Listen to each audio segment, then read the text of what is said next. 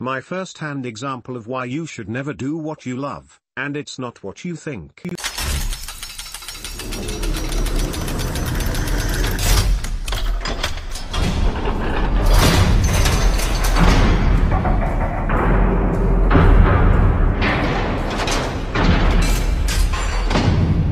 When I was growing up, from the earliest I can remember I was car obsessed. At the age of 4 I had a book of long, low and sleek sports cars. I ate, slept and drank cars. It was all I was interested in and all I would ever talk about. Naturally I was desperate to learn to drive. Passed my driving test at the age of 17 after 10 days of lessons. 2 weeks after that I passed my race driving license. All paid for by washing dishes at the local restaurant. I loved it. In the first 12 months of driving I had covered 25,000 miles on the road for no reason other than I enjoyed it.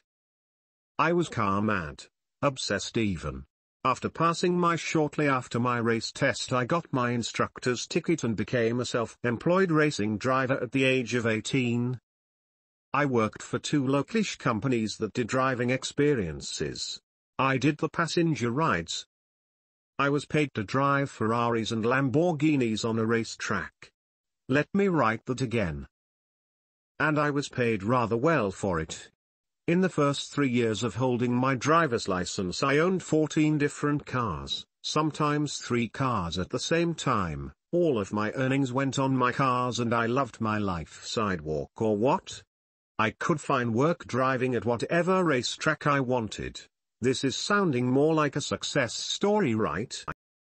I worked in that industry for 4 years and after that time I hated driving. The one thing that defined me, my love of cars, was absolutely killed by the job. Everyone who got in a car with me told me I had the best job in the world, and for a while I agreed with them. But after 30,000 laps of the same track I can tell you I had more than my fill of cars and wanted nothing more to do with them. I did the job because I loved driving cars.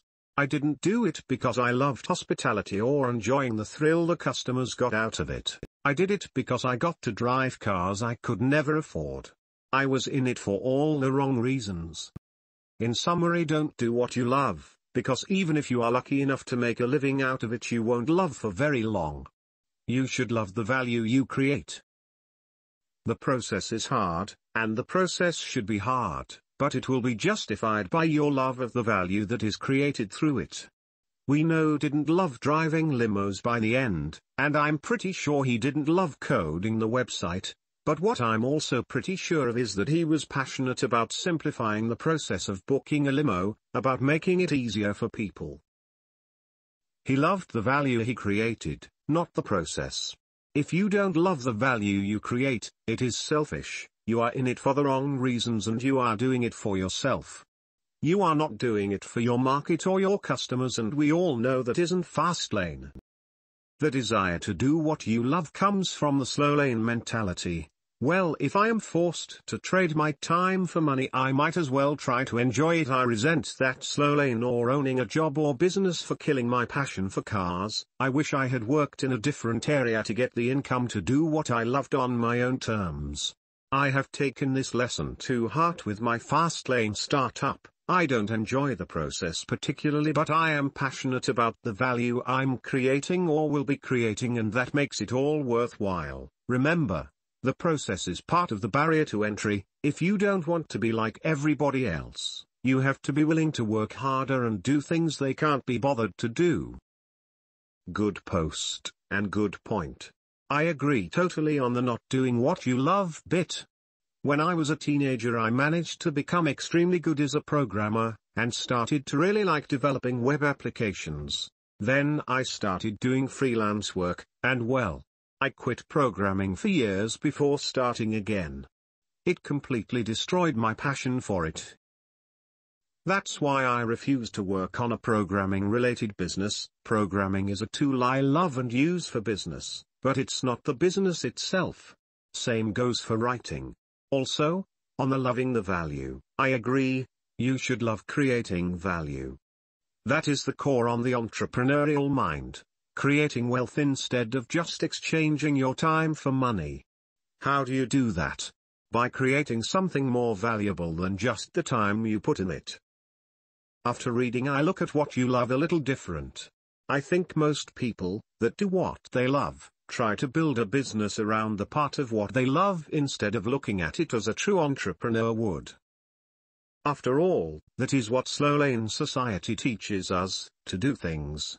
With the special knowledge gained by doing what you loved, can you identify a need and build a scalable business around filling that need? Using your example, love and passion for cars progressed to wanting to drive and be the best at it.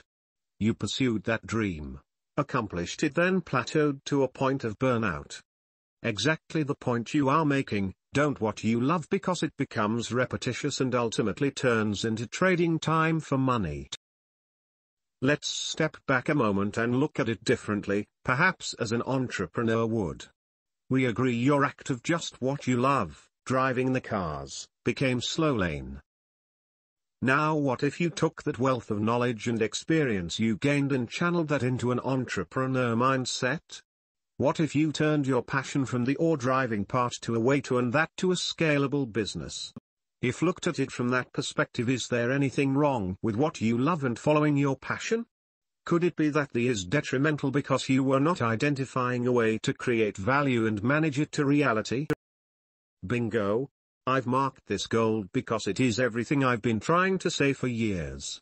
And it's gold because it doesn't need to be lost among thousands of other pages. And your example is most profound because it involves sports cars, a high passion field where it would simply seem so obvious to do what you love.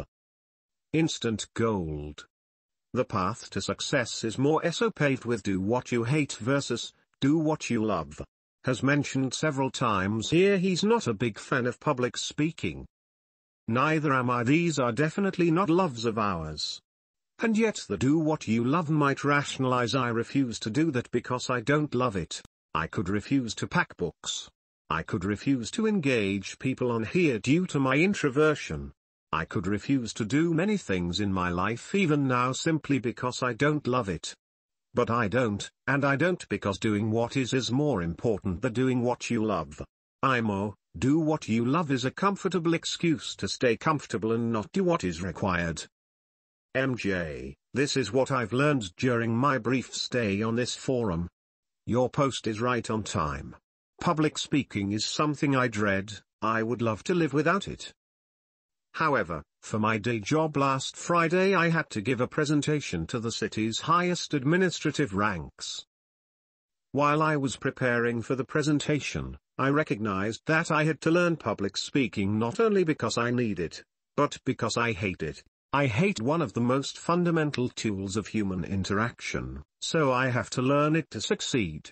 Just today at lunchtime I had my first Toastmasters meeting, which I am sure it's a step in the right direction.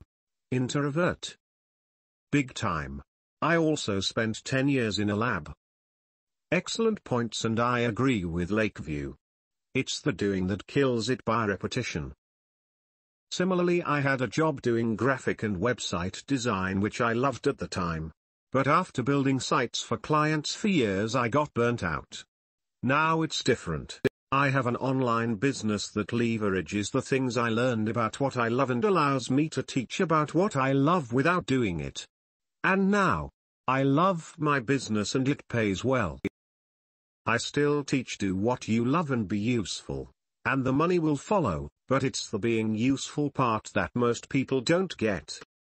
I love Jim Collins' hedgehog concept for getting people focused, but even there, it's the economic engine part that most people try to skip. That's the most important part. Micro on passion, don't follow it, bring it. I too am heavily introverted but have gone through Toastmasters. It's well worth the time and a valuable skill to have, especially when many refuse to do it. There is a famous speaker and marketer by the name of Dan Kennedy.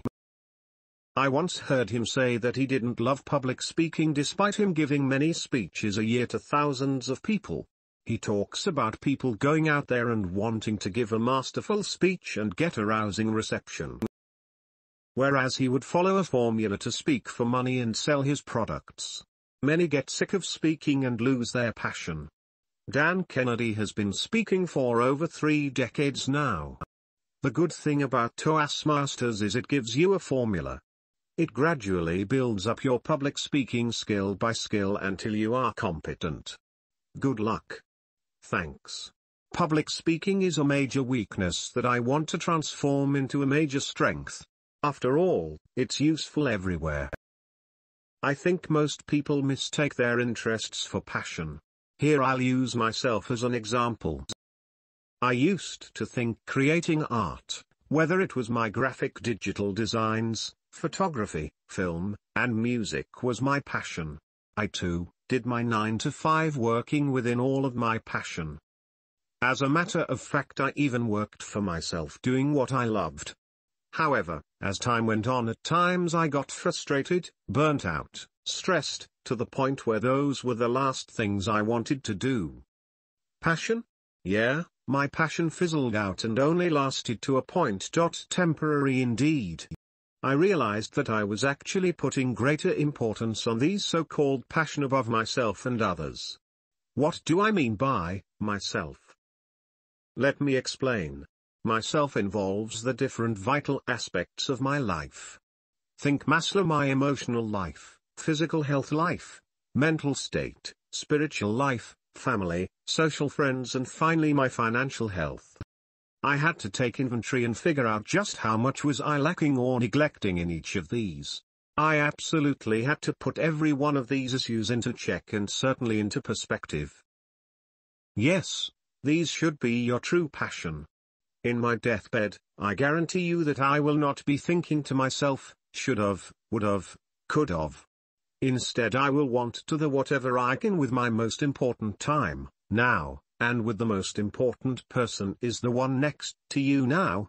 And if they are toxic, the most important thing you can do is get away from them now. Failure never breaks me nor success makes me. With that out of the way, let's get back to one subject that relates and is applicable to this forum here at this moment, that being our financial health or life. The passion there should absolutely be about having the self-controlled confidence and discipline to work out your financial well-being. Work it out by not spending too much time thinking, planning, writing, reading, watching and talking about it.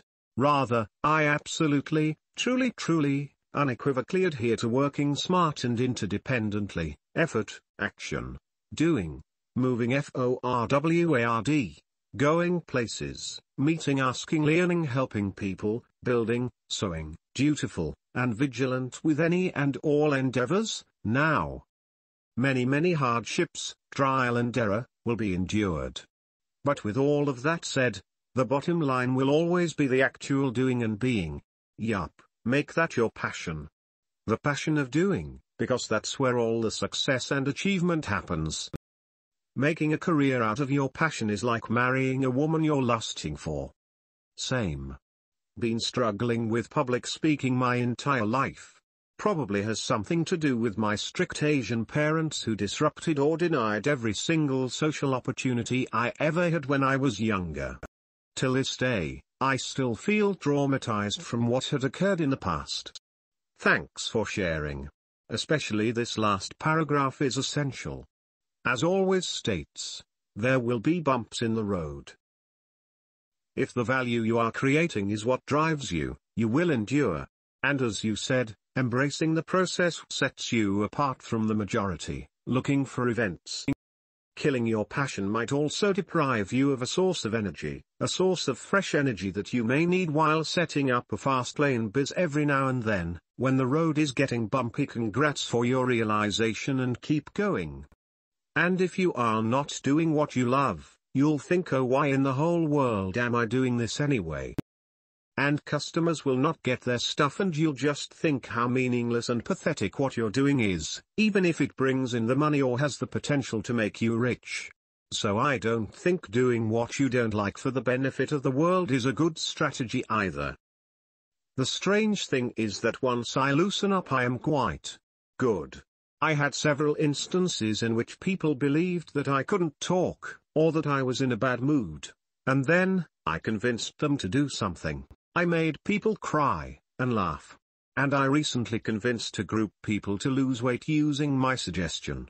And they did follow me to the letter and now are way lighter than before. Because you are solving a problem and you are motivated to solve it, and motivated to provide value to your community. Again, if your finger is accidentally cut off and you have 1 hour to save it via reattachment, you're not going to say, why am bothering with this bucket of ice chilling my finger? And running to the hospital? I don't love being in a hurry and running to the hospital. I don't love blood, it makes me queasy. I'm just gonna lay back here and watch Game of Thrones. I believe people do what they are aware of in society. I believe they do what they have to do to survive. Most people don't do what they love. They don't start doing what they love to do until they've hit that point where things aren't working in life and seek out the answers to why they're not working financially. They see other people doing what they enjoy, but they don't know how much hard work is behind it. And really you go to the next level where it's all business. There's different realities I suppose where people want to be. I don't believe it's right or wrong. It's a personal preference. For example, since I've been in this forum I've learned there is people that outsource someone else to write their books for them, slap a cover on, and put their pen name on it and call it their own on Amazon. While others are creative and write and love the process of writing, learning, and growing as an author. There's a business angle to it either way. If you're the E.L. James or J.K. Rowling I suppose the creative aspect lands you being a millionaire. I think you miss the point. It's not about not doing things you love like, hey, there is a business opportunity here, but I love this niche in my free time, so I'll pass. It's about not doing business on something just you love it. You should have new solutions, value to provide. There is an important shift in mindset. In a job, you might do it because you love the thing, but nothing is enjoyable when you do it. As an entrepreneur, what you do is provide something worth paying for, and that is the passion. The fact that you love the niche is incidental. You are not working with it. As an example, I hate programming as a freelancer, but love to write open source software and creating software products. Technically, I'm programming in both cases, but in fact in the first I'm slaving producing for someone else. In the second I'm using the skills I love to create valuable solutions to problems that interest me. I totally hate freelancing too. Coding itself is quite interesting. Totally agree. I went to Atlanta back in May to promote my site at a big party I would normally be attending as a social guest. Hated IT. Felt like a cheesy salesman. Everyone is there having fun, and I'm pushing memberships. Swore I would never market the site, in person, at one of these events again. And that was exactly what I was thinking. I am not going to let my business destroy my passion for something I love. So going forward, sure enough, I'll still mingle with some VIPs, that's important. But manning a booth and signing people up, cold day in hell. Good post. Have to always careful combining what one likes with the necessity to do it for financial reason precisely because of this issue of wearing it out. But that would be an emergency. You can very well steal a car to get to the hospital or use some other clever technique to save the finger. I doubt one is ever motivated to solve a problem after problem for the rest of one's life only because it makes money. That would be a pretty dull way to live. So from my understanding, your passion or whatever you want to call it has got to produce something you love. A passion that is about you and not the society will not last long. Your passion will last longer if it creates something that helps the society. Well, in the story above, I loved driving fast cars and I found a way to get paid to do it. If you took away the customer, I would have had just as much fun, if not more. It was purely selfish. The value of the product was the customer's enjoyment of the experience. I didn't honestly care that much about them enjoying themselves despite that they always did enjoy it. All I cared about was getting paid to drive a Ferrari. Now, if I loved teaching people to drive fast, or enjoyed the thrill the customers got out of my passenger rides, then I would love the value I created. This is better, but still not Fastlane. The Fastlane version of this story would be to own the driving experience center. Okay. A huge amount of capital expenditure, but a good little earner. With managers in place, the center ran itself and the owners were off racing their own cars, never so much as visiting the site for months on end. You see, the owners loved cars as much as I did, but unlike me, they weren't foolish, so they opened a business that allowed them to enjoy cars on their own terms. They were passionate about having the best site, the best instructors and the best cars, all so that the customers would have the best time possible. And this is what I mean about loving the value you create. They loved cars, but unlike me, they provided the facilities and met a very real market need. There is nothing wrong with loving the industry you work in, but focus on the way to provide value to your customers and love the process of creating that value. Don't get sidetracked by a selfish desire to find a way to get paid to do your hobbies. Thank you for this clear explanation. Now I fully understand it. Love the value you create in order to do a better job at your business. This brings me to something else I am struggling with for over 1 year now. I tried to ignore it, but it doesn't work that way. I see all these successful entrepreneurs have all their passions in their companies and the things they do, but I don't got any passions and I really don't care about creating value. I just want to enjoy my life without working for someone else and just be free. Is it dangerous to have money-based goals instead of having value-based goals?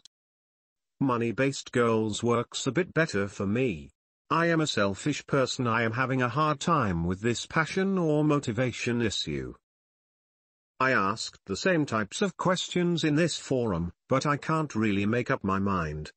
There are different kinds of advice and I don't know what to do with it. I want to solve this internal problem of mine, to progress in my life. I can't stop wondering about this because eventually I want to be free and I have this kind of fear of having to work a job I hate my entire life. So I can't leave this alone. Now, this probably warrants another topic. However, I'll risk it. Deciding that you don't want to work for someone else is at least a step in the right direction. Everyone that searches for their fast lane ultimately has the end goal of financial freedom. And freedom in the greatest sense, not having the man tell you when you can or cannot take holiday and all that crap that comes with a job. It is a bit of a can of worms, but ultimately everyone here wants to earn money, and lots of it. But the key point is in focusing on the customer. Now, first example, you tell me you want to get rich. Am I about to send you a US check for €100 for the hell of it? Not a chance. Sorry. Second example, I'm an avid sailor. If you can provide me with a product or training manual that allows me to moor or dock a boat single-handed from the helm or wheel, I would happily send you that check. Find enough people like me, and you are well on your way to making yourself a millionaire. If you take the attitude of I don't care about value, then your business is like example number 1. No one is going to buy your product. Everyone wants to be a millionaire and not work another day. Why do you think you deserve it and not them? Get focused on a customer and start figuring out what they want, then focus on providing them it. This is more like example number 2. If you have been here for any length of time, you know we are all supportive, but sometimes it's a bit of tough love. This is not what entrepreneurship is about.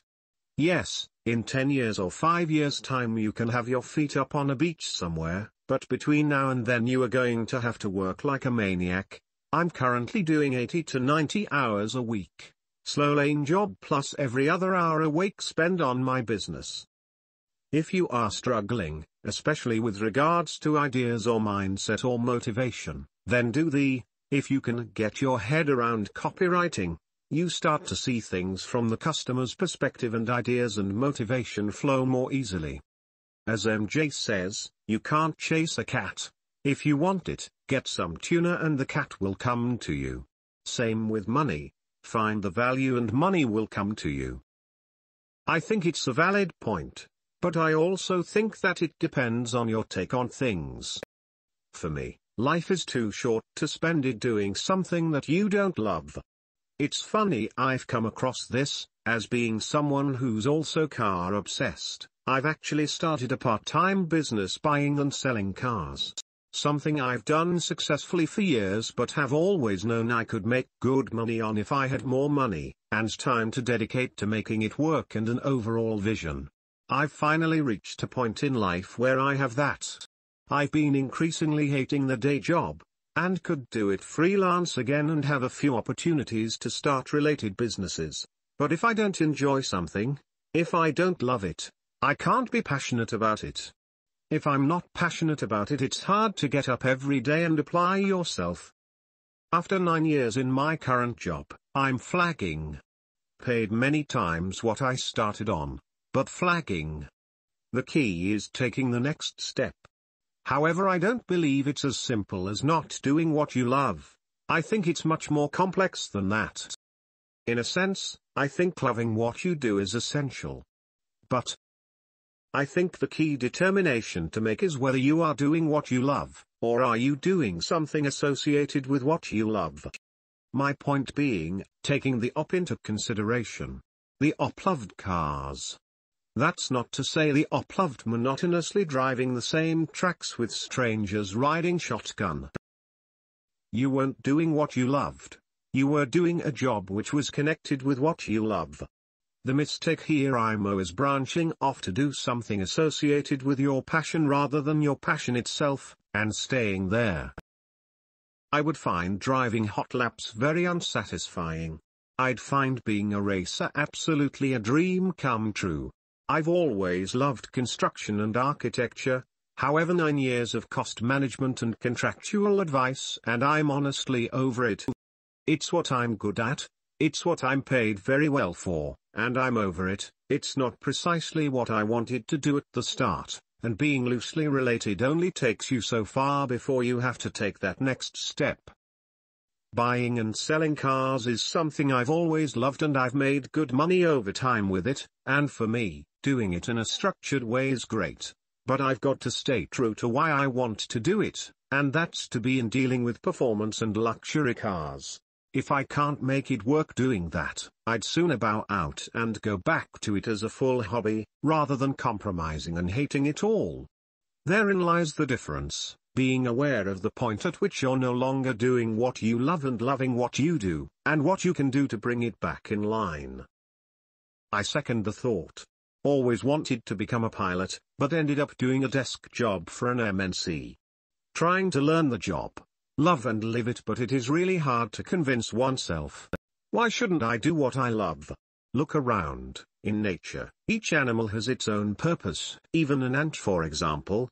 Do you think that the ants that check out the surroundings do not like what they do? I don't think so. In fact, they love what they do more than anything else. There are millions of ways to make money, why not choose the ones that interest you? And this has nothing to do with the fact that other people might like it too. There are a lot of ants doing the same thing. And the fact that they like to do it too will not make those jobs disappear. Your ant analogy is convincing. I mean seriously, what better species to model our lives after than an insect with a brain the size of a pin needle? I'm sure the research concludes that ants do indeed do what they love and are happy slaving for the queen, so by all means, we should do it too. Do what you love, folks. But hey, look what I just watched. When I was reading, I was also reading 2 other books at the same time. Cal Newport's So Good They Can't Ignore You, and I forget the other one's title, but that doesn't matter in the context of what I'm going to say. MJ suggests not necessarily doing what you love. Cal Newport suggests focusing on a specific skill, and the passion will come when you're an expert. The other book suggested turning your passion into a side business at least, and perhaps scaling it up. Think it was $100 startup actually. I believe it was also Robert Ringer who in one of his many great books recalls the story of a guy who quit his 6-figure desk job to follow his passion. He began making stained glass windows and was full of happiness. That was until he started getting so many orders that he scaled up, and ended up with a massive business which he spent more time managing than he doing what he loved, which was creating the stained glass windows. I think everyone is unique. There certainly doesn't seem to be a clear answer for or against. Follow your passion or do what you love, and you'll never work a day in your life. That 16-year-old boy, you should get yourself a copy of Viktor Frankl's Man's Search for Meaning. You sound like you need to find your personal meaning before moving forward, but you're young and you've got plenty of time to plot your path in life. It always seems like stories like this are held up as the evidence to do what you love and the money will follow. However, we don't get to see all of the people doing what they love who are not able to make scalable businesses if that's their goal or fail outright. Personally, I see the situation or debate as a bit moot. I think the intersection here comes in with one of MJ's bits of advice in that need solving or things that people desire. Sometimes that is going to be in a niche you're already passionate about and you can do what you love, but it came about from your engagement and paying attention to that space which lead to your ability to solve problems or provide value rather than your passion for the space itself. At least that's how I view the vast majority of the successful I do what I love stories. So what? You've had fun, and now you can do something else. It doesn't mean the fun was not real.